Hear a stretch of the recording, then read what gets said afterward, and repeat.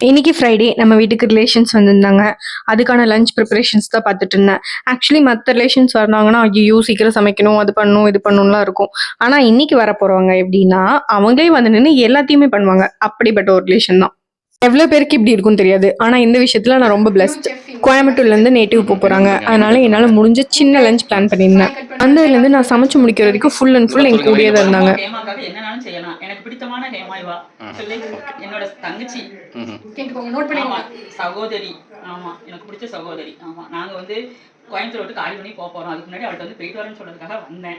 சரி, வந்த இடத்துல அவ ரொம்ப சாப்பாடு அரேஞ்ச் பண்றா. காளான் பிரியாணிலாம் செய்யறா.